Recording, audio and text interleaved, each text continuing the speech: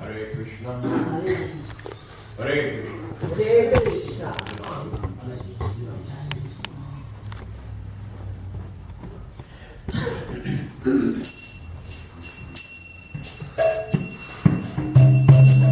Jaya Radha Madhava Punjabi Hari. Jaya Radha Madhava Punjabi Hari. Jaya Radha Madhava Punjabi Hari.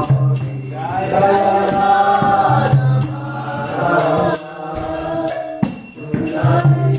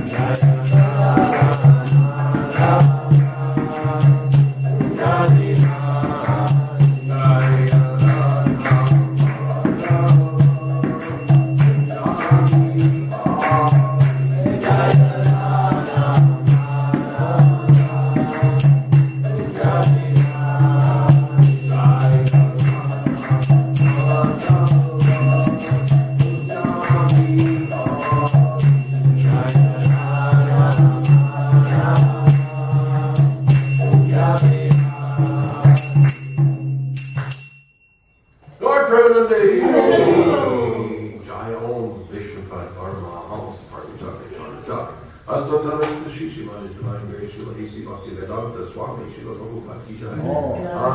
Koti Vaishnava Vrinda Ki Jai. Acharya Srila Haridas Thakur Ki Jai. Prayam Se Kalo Sri Krishna Chaitanya Prabhu Nityananda Sri Advaita Devadhar Sri Vasari Gaur Bhakta Vrinda Ki Jai. Sri Radha Krishna Gopakumana Sham Kun Radha Kun Giri Godan Ki Jai. Srila Prabhupada Ki Jai. Grantarat Srimad Bhagavatam Ki Jai. All glories to the assembled devotees. All glories to the assembled devotees. All glories to the assembled devotees. All glories to Sri Guru and Sri Guru.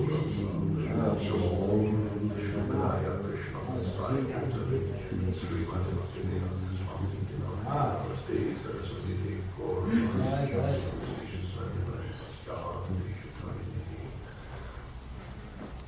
Om Namo Bhagavate Vasudevaya. Om Namo Bhagavate Vasudevaya. Om Namo Bhagavate Vasudevaya. Om Namo Bhagavate Vasudevaya. Om Namo Bhagavate Vasudevaya. Om Namo Bhagavate Vasudevaya. So, good morning. Thank you all for coming. Pleasure to have you back. Pleasure to have you back. Thank you. I was talking to him. But it's nice to have you too. It's always a pleasure to have you. Go out there and see that smiling face with that drum. I know it's going to be a good day. I couldn't believe it's for the Sunday too soon. We know it's going to be fun when you've got the drum in your hand. So, today's class is beautiful Bhagavatam. First, get those 7th chapter, 19th verse.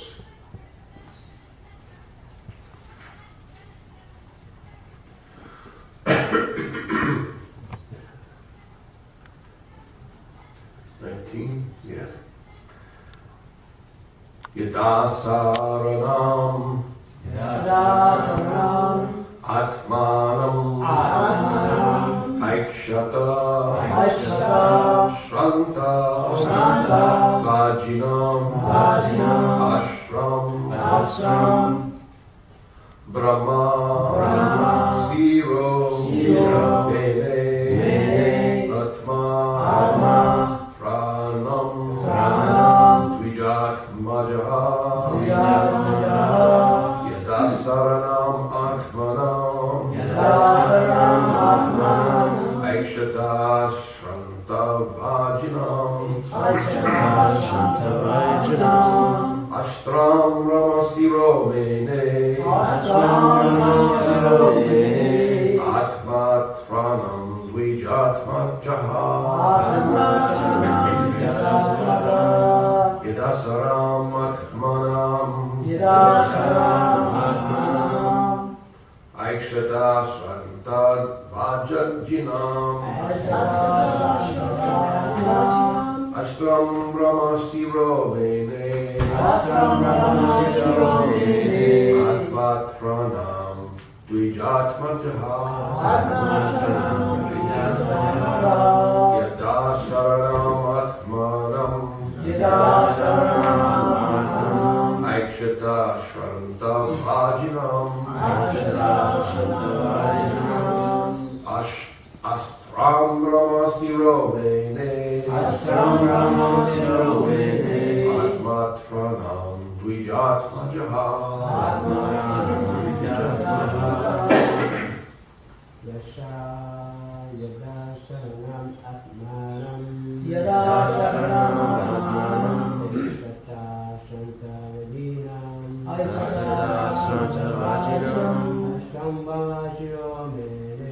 Ashram Brahma Siro Mene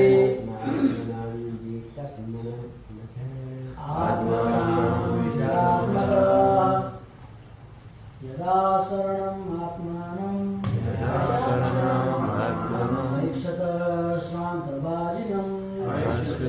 Shranta Vajinam Ashram Brahma Siro Mene Atmatram Vijatmaja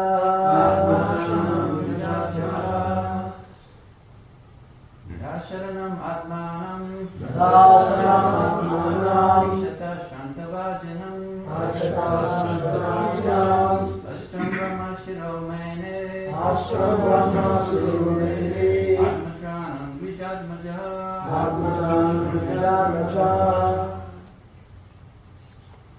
Yadarsananatmanam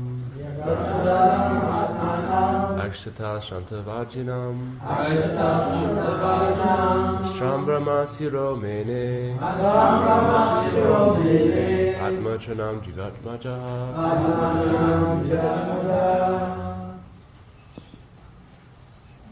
Yadatsvanam Atmanam Aksatashanam Vajanam Astram Brahma Siromene Atmachanam Divajatmaja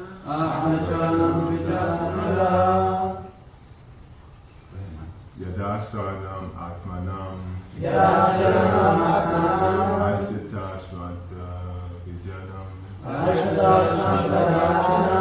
Ashtam Brahma Siromene Atmachanam Dijat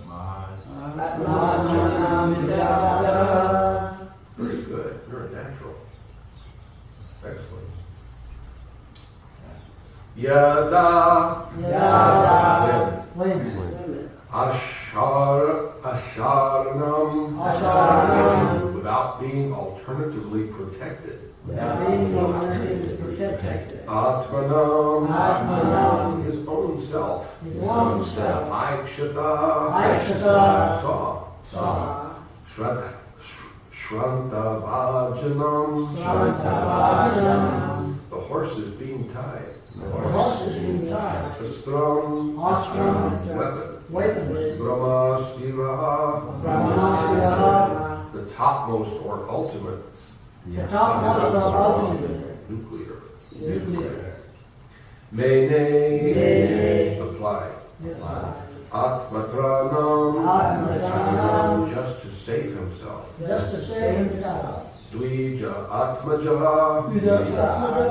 The son of a Brahmana. Translation. When the son of the Brahman, Ashwatthama, saw that his horses were tied, he considered that there was no alternative for protection outside of his using the ultimate weapon, the Brahmastra, a nuclear weapon. So I say you can repeat. When the son of the Brahmana, Ashwatthama, saw that his horses were tied, he considered there was no alternative for protection outside of his having the ultimate weapon, the Brahmastra, nuclear weapon. Purport. In the ultimate issue only, there is no alternative. The nuclear weapon called the Brahmastra is applied. The word Dvijatmaja is significant here because Ashwatthama, although the son of Dronacharya, was not exactly a qualified Brahmin. The most intelligent man is called a Brahmana, and it is not a hereditary title. Ashwatthama was also formally called the Brahmabandhu, or friend of the Brahmana. Being a friend of the Brahmana does not mean that one is a Brahmana by qualification. A friend or son of a Brahmana, when fully qualified, can be called a Brahmana and not otherwise. Since Ashwatthama's decision is immature, he is purposely called herein the son of a Brahmana.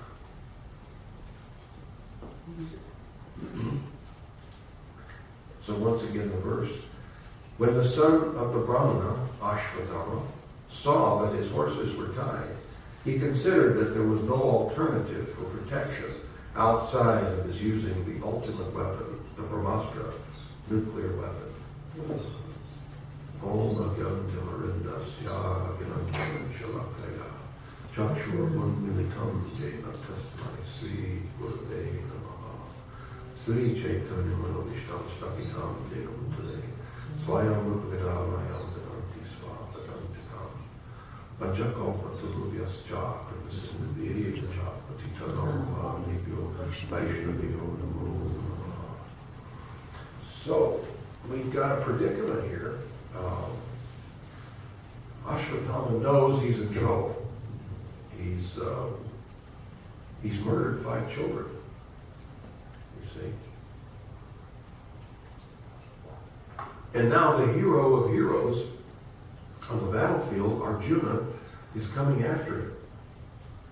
And he wants to run because he sees Arjuna coming in the distance. And he knows, oh, I'm in great trouble. You see? Foolish, he's thinking when he must have done this, that he might get away with it. You see? He's murdered 5 children. And he's thinking, what would possess someone to think? Like, I'll do it now, then I'll face it later. I'll deal with it later. You see? Instead of thinking, oh, maybe I shouldn't do this. This is a horrible thing. I'll be punished tremendously for this. Either in this life or the next. You see? But he didn't. He went ahead and he did this horrible thing. You see? And now he wants to run. Arjuna's approaching. And he sees death coming on Arjuna's chariot. But his horses are tied. You know. So what does he do? Instead of standing and fighting, I'll use my ultimate weapon. I'll hurl the Brahmastra. Yeah, did you have a question? I think it said before in verses, horses were becoming tired. This is tied in here. Probably they mean No, it is tired. tired. Yeah. Okay, his horses becoming Oh, tired. yeah, I thought it said tied. Okay. Tied. Also, this one. Yeah, no, you're right. No, it's just my vision. I can't see. Yeah, okay. You know, very good. I've got this reading disorder anyway. The letters move around. You know, I don't know what that's called, but sometimes I have to stop and let it stop doing what it's doing so I can read. But you're right, it's tired. Tired.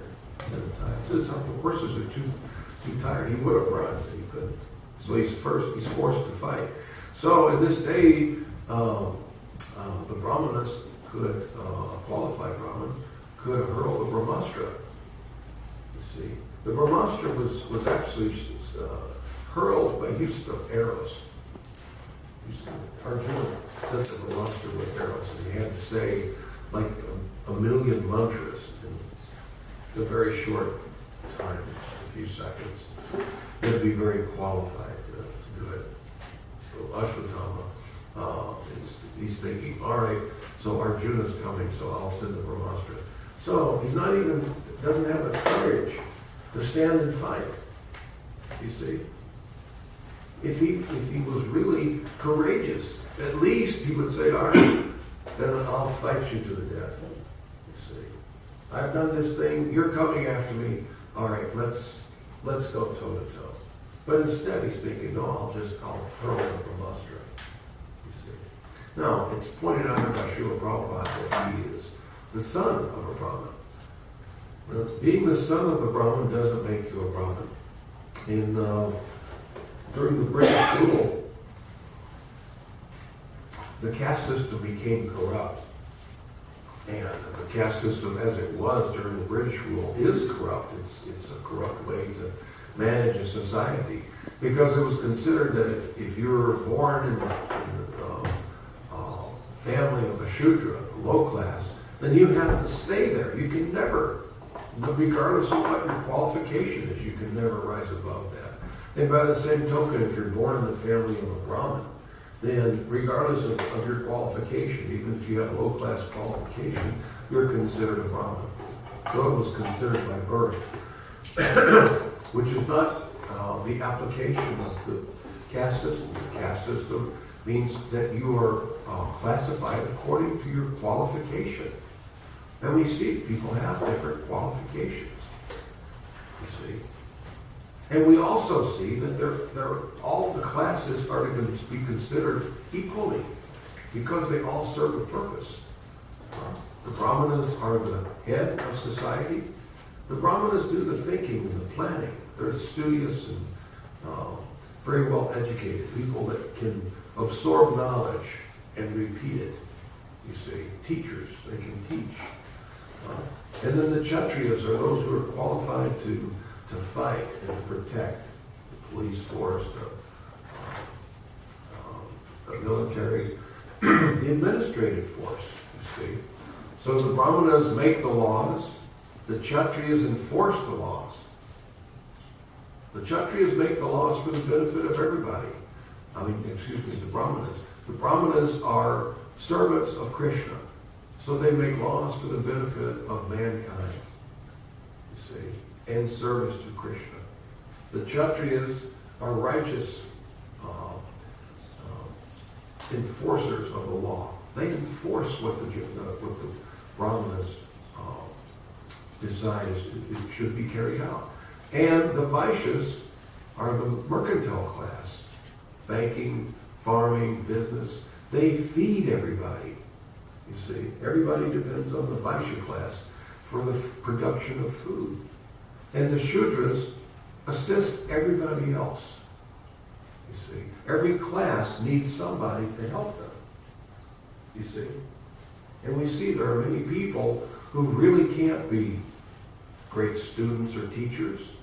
They're not really fit for being policemen or else. And without them, we would be crippled.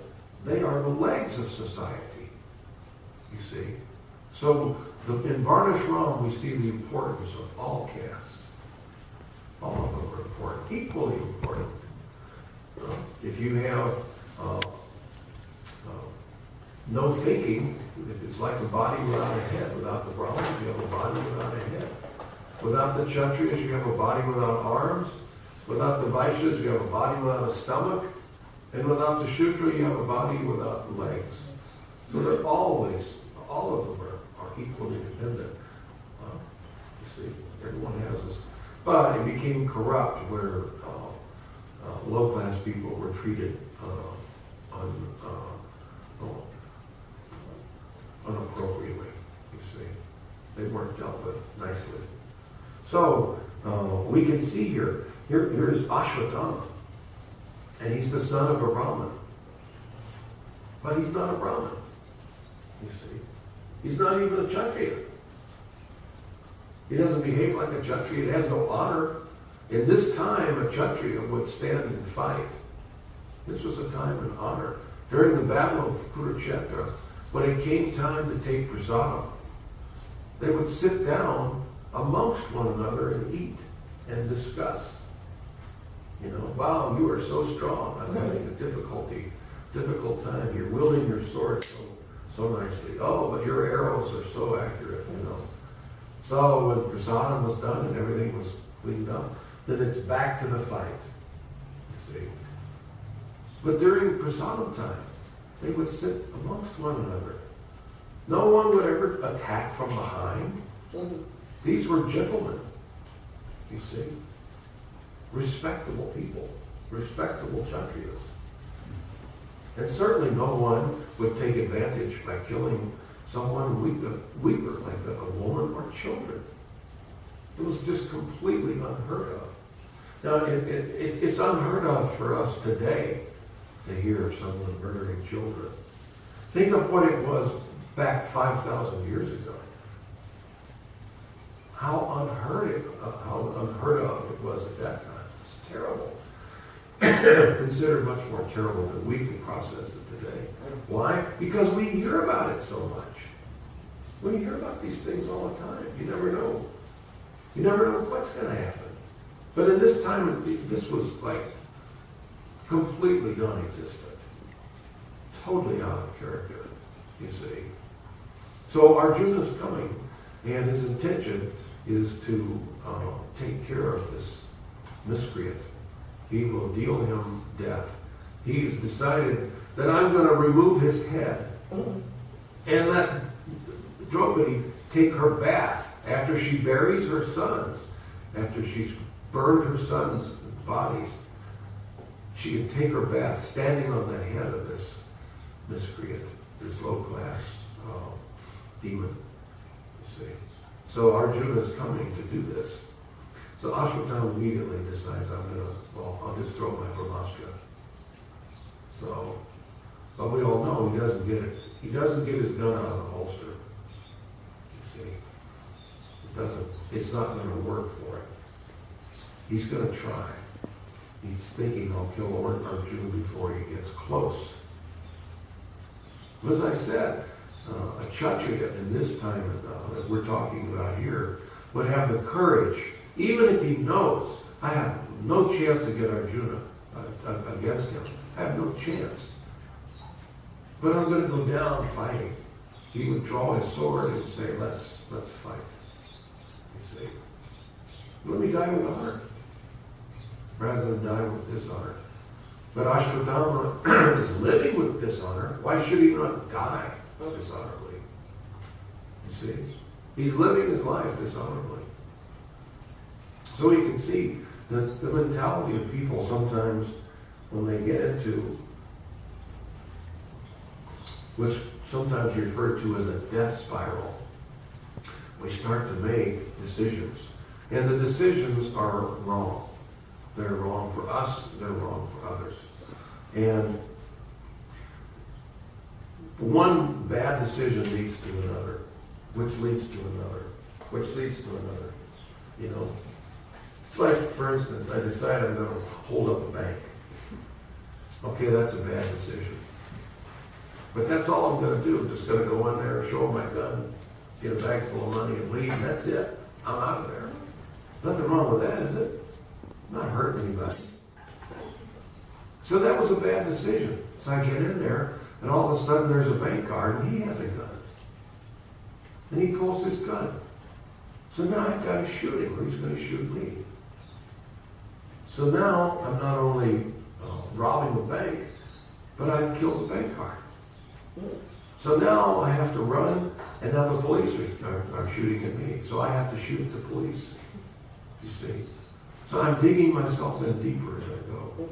Decision after decision after decision. Because of that one decision, I think I'll go hold up a bank. You see? And each decision seems justified. Each one seems justified. Well, I had to shoot the bank guard. I'm not going to stand there and let him shoot me. Well, I had to kill that policeman. If I didn't, he would have shot me. You see? So I'm digging myself in deeper, deeper as I go.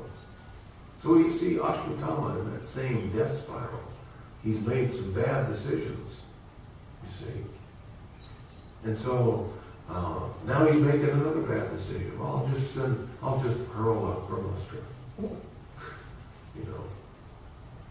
And sometimes we see when people do things like this, they want to act like, well, it wasn't my fault. You know, I had to shoot the bank guard. What would you do? He pulled his gun. He was going to kill me. I did the right thing. You know, I had to shoot that policeman. He had a shotgun pointed at me. I did the right thing. You see? Who wouldn't do that? Who doesn't have the right to defend themselves? So actually, I was a victim. The bank guard victimized me. If he had just not paid any attention and left his gun in a holster, it would have all been all right. You know? If the policeman left his shotgun in the car, or if he hadn't paid any attention to the call, then it would have been okay. I was victimized. All I did was go in and take some of their silly money. They've got plenty of money. I didn't do anything wrong. You see, I was a victim. Can you see how they're mistreating me? I was victimized. I wouldn't have stole from the bank anyway if society hadn't treated me the way they did. So I'm a victim all the way around. Although I killed this guy and I killed that guy and I stole this money and I scared this lady to death behind the counter when I stuck the gun in her face. You see, I'm the victim. You see. So we can see this is common in our society. Ashwatthama is thinking, I'm being victimized by this bully Arjuna. He's coming over the hill. Everybody knows he's a qualified fighter. I have no choice but to send my Brahmastra to kill him. You see? This is the thinking of someone in what we could call the loser mentality. You know? This is when we're losers. best that we have courage to, as they say, stand up and take it on the chin. Take it like a man. Or be like a lady. You say, you know what? I was wrong. I made a big mistake. You make one mistake, you say, I made a big mistake. So let me pay for that mistake. Let me pay for it now. Whatever the consequences, let me pay for it now. That way, once this is done, my slate is clean. You see, if I have to go to jail or if I have to pay some fine or whatever my karma is for this action that I've done, let's stand up right now. Take it on the chin. Whatever punishment, let it happen. Then the slate is clean and I can go on. Until I clean the slate, it's going to be continued, the death spiral. You see, and as long as I have the frame of mind that I'm being mistreated. You see. Now, what about, let's look at the other side of the coin. What about somebody is mistreating you, but you haven't done anything? What if someone lies about you, but you didn't do anything? How should you act there? Same way. Same way. I think I've told this story before, but I'll tell it again. Prabhupada Leela is always fun. Pancha Devita, remember Pancha Devita Swami? What a sweet devotee. He's no longer with us now. He was a dear friend for a long time. But he was telling the story one time. He was managing in Mayapur, and some devotee made some silly mistake and cost us a lot of money, the project in Mayapur. Money that we didn't have to lose. And so it was brought to Prabhupada's attention that this one devotee had made this mistake. And so Prabhupada said to him, why did you do this nonsense? And the devotee said, well, Pancha Devita Swami told me to do it. But he didn't. The devotee just lied to Prabhupada because he didn't want to take the heat. You know, Prabhupada would say, you nonsense fool. You should not be allowed to deal with money anymore, you silly person. So Prabhupada said, get Pancha Devita Swami here. So Pancha Devita Maharaj came in, paid his obeisance to Prabhupada, said, why did you tell him to do this crazy thing? And Pancha Devita Maharaj says, Prabhupada. Prabhupada said, silence. So you are no longer a manager. You go plow in the fields. So here's a New York Jew. He's a Jew from New York. Now he's in Mayapur. Now he's out in the fields plowing behind a bull. He doesn't know how do you make a bull go, how do you make a bull stop. He doesn't know, so he's learning how to do this in the hot sun. And he's thinking, wow, why did this happen to me? I am so victimized. But anyway, he took it. And he followed. So he's out there learning how to plow in the sun. He was a big sannyasi, big manager. Now he's reduced to Sudra behind the plow. You see, the concrete of New York is long gone. He's just got the dirt of life for him. And so he was telling me that after the first day, he was so tired and dirty. And after a few days, he was starting to not hate it as badly as he was thinking, this is terrible. But then after a while, he started to think, the ground smells so good when I till the ground. The fresh till soil has this nice aroma, And he thought, it smells so good. And I'm looking behind me and I'm seeing all these rows that I've tilled. And then after a week or so, they've been planting behind where he had tilled. And after another week, he sees things coming up. So he's thinking, wow, did I do that? I plowed that field. I plowed that whole thing. And now they've planted it. And they're getting, the plants are coming. Oh, this is really something. So he was starting to take shelter of his new service. So after about 2.5 weeks, something like that, maybe 3 weeks, there's a devotee coming across the field. And he comes up to Pancha Devita Maharaj And he said, Prabhupada wants to see you immediately. So Maharaj says, well, do I have time to take a bath? No, Prabhupada wants to see you right now. So he went to Prabhupada. He just had some, like a gumption tied around him, and he's all dirty. So he goes to Srila Prabhupada, pays his obeisances. He got up, and so Prabhupada says, yes, Prabhupada had this sweet smile on his face, and he said, so, how do you like your new service? And Panchadavita Maharaj says, well, Prabhupada, at first I didn't like it so much because it was hot and I didn't know what to do, but as the weeks have gone by, I'm seeing that I'm actually accomplishing something, and it's really not that bad. The smell of the dirt and seeing the plants growing, and he said, it's really not so bad, Prabhupada. And Prabhupada said, yes. And then Prabhupada says, so, you have something to tell me? And Panchadavita Maharaj says, well, yes, Prabhupada. I didn't do what that devotee said I did. He lied. And Prabhupada said, I know that. I knew that. But you have done so much that you thought you got away with.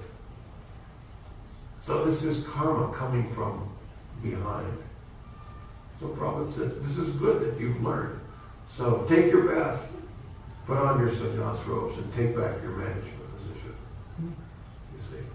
So Prabhupada was teaching that sometimes you may be misaccused. But so many things we've done that we might think, oh, I did that when nobody saw me. I got away with it.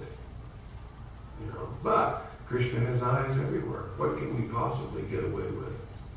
How's it possible? We can't get away. Karma is coming. Whatever we've done, karma is coming. So we have to say to ourselves, then let it come. Hare Krishna. Thank you so much for coming. So let us show some bravery. Let us stand and take whatever karma is coming. Clean the slate. Get it finished. You see. So, any questions or comments about this topic or any other? Yes, no. Yeah. We're Krishnatarians, vegetarians, however you want to explain it. But in Vedic times, most of the Kshatriyas in the Mahabharata, we can read that they hunted. Yeah. Even Ram hunted. So, some devotees think sometimes, well, I have a Kshatriya spirit. I love to hunt. So, what would you say to that? Well, for us to self-proclaim us to be a Kshatriya is very presumptuous. You see. We went through a time in the 80s, early 80s, to where people were starting to declare, oh, I'm a Brahmin, I am a Kshatriya. I remember there was this one devotee, I won't mention his name, but he was, when I was managing in Dallas, back in the early 1980 or something like that. Anyway, he, kind of a shorter fellow, but heavy frame. And he claimed that I'm a Kshatriya. And so he did all kinds of practicing with guns and things, and he's going to be the Kshatriya. And I thought, all right, whatever. So at least you'll do something. He was going to do anything else. All right, at least you'll do something. So that frees somebody else up to do whatever we can't get you to do. So, So one time this drunk person came to the temple in Dallas. It's late at night, we're about to close the place up. And this guy, for whatever reason, came in off the street. Real tall, big fella, he wanted to go into the temple. And I said, no, you can't go into the temple, we're closed. And then he said, well, why can't I? I said, well, anyway, you're drunk. We don't let drunk people in here. And so he said, well, I'll do what I want to. And I said, no, you're going to turn around, you're going to walk out of here. And so then this devotee heard me, he's coming down the hall. I'm thinking, I get this guy, I'll intimidate him, because I'm a big guy too. You think you're big? Well, I'm big. So I thought, oh no, you're going to turn around. You're going to walk right out that door. And he's standing there looking at me, and then this devotee runs up. Let me handle this. I'm the Kshatriya here. You're the Brahmin. And so he, by that time the guy had backed out the front door, so they're out there on in front on the sidewalk. And so this devotee hauls off and hits the guy. And the guy shook it off like, what else you got? And his eyes got big and he hit him again. And then he kicked him in one of the worst possible places you could kick a man. And still this guy wasn't doing anything. You know, he was like ready, you know. So this devotee turned and looked at me like, oh no, what have I got myself into? This guy is going to play basketball with me right here on the sidewalk, you know. And so there was this little old man across the street. He used to live, he passed away now. His name was J.R. He liked to sit out on the front porch and drink beer and smoke. He was, you know, always had this big 16-ounce can. And he's just a little wiry fella. So off the porch he came and came up, jumped in front of that guy, and hit the guy. And the guy fell just like a tree. Bam! You know, little tiny, tough old Texas, whatever he was, you know. And he used to be a boxer in the Navy, he said. And he was actually a friend of Srila Prabhupada's. You know, that little old man used to sit on the porch out there and drink. And then as Prabhupada would take his walk down Gurley Avenue, he would wave at him every day. And then this little old man would wave back.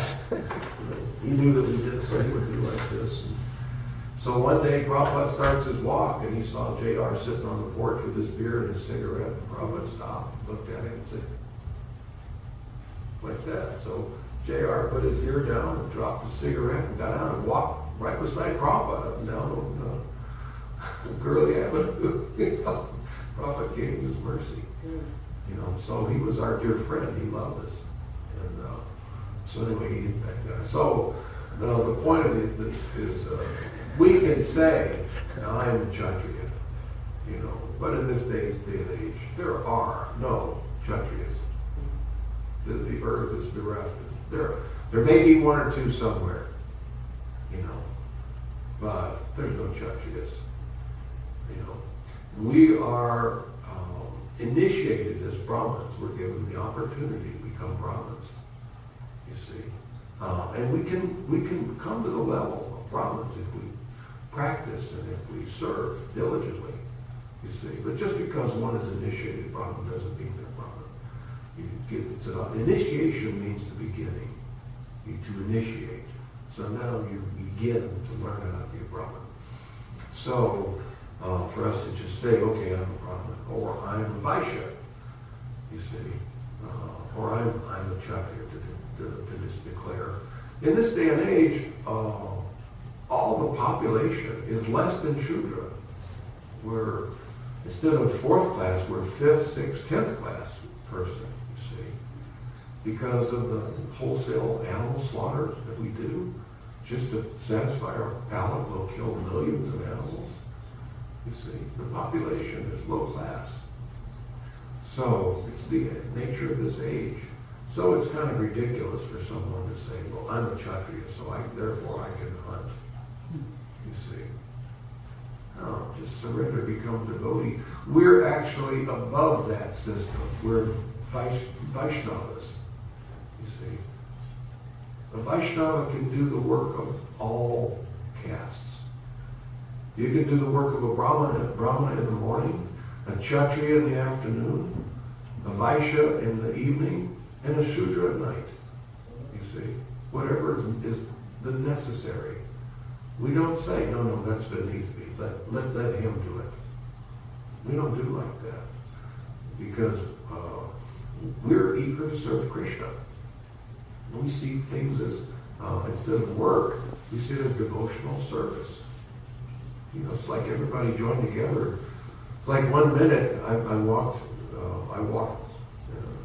from my car to my room, and the parking lot was empty. And then a little while later, the other day, I walked back, and the whole stage is set up. You see? So everybody got together and did the needful. And then the next thing, there are tables set up. And the next thing I know, the whole thing's going on. And then after that, it starts to disappear. You know, it's all put away, you see. We don't have the opportunity to say, well, I don't do that kind of service. You know, I'm a musician. I don't want to hurt my pretty hands by lifting that or doing that work. You don't say it like that.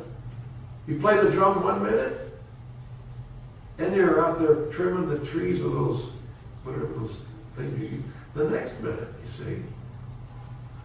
And then after that, you may be downtown, you know, chanting and luring people to the temple with your sweet voice, you see. Well, what are you? Are you a Kshatriya, a Brahmin? What does it matter? We're all on the level of Brahmins, but we'll do anything to serve Krishna. We'll do anything to move this movement on. You see, we see it as a wonderful opportunity to perform service. You see, because we're praying for service anyway. Hare Krishna, Krishna Krishna, Hare Hare, Hare Rama, Hare Rama, Rama Rama, Hare Hare. Dear Lord, please engage me in your loving devotional service. So like if you're sitting chanting Hare Krishna, Hare Krishna, Krishna, and then somebody comes up and says, hey Prabhu, can you help us? We're going to set up the stage out here. No, I can't. Well, why not? Well, I'm busy praying for service. It doesn't make sense, does it? Or it's time, you know, we've got to tear down the stage and put it away. I think it's amazing the way that stage appears and disappears. You know, everything appears here, then it all goes away. You know, it's like Mahavishnu, he breathes it out and he goes it back in. You know, it's a big job. You know, it takes coordination, it takes devotion, it takes surrender, it takes love. It takes love for the community to make something like this happen with the crew that we have. It's not like we have 100 devotees. With what we have here, to pull it off like we do is I find quite amazing. I always wonder, who did this? I'm trying to put a face with the project, you know. We don't have that many people. I mean, look. I mean, this thing is set up, it goes on, and then it disappears. I'm thinking, wow. So, that's efficiency. We're efficient here. You know, to do something like this in some other temples, I mean, like in Dallas, they have 200 people, you know. And their festivals may be a little bit bigger, but still, they have more people per job. More temples, most temples are like that. They have more people per job than we do here.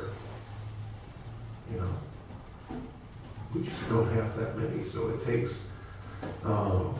more surrender. It takes more dedication. You see, we have to love the project. That's the demand here.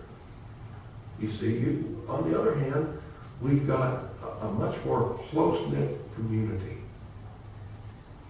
You see, on the other hand, we all have to be more surrendered because we're all doing more in proportion, more service than the average place. We can't have people who can just kind of wander off and hide.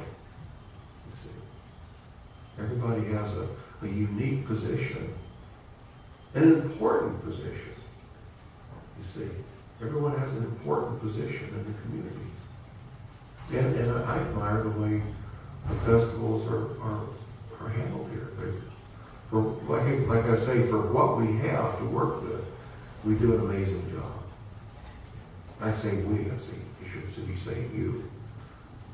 I don't do anything really.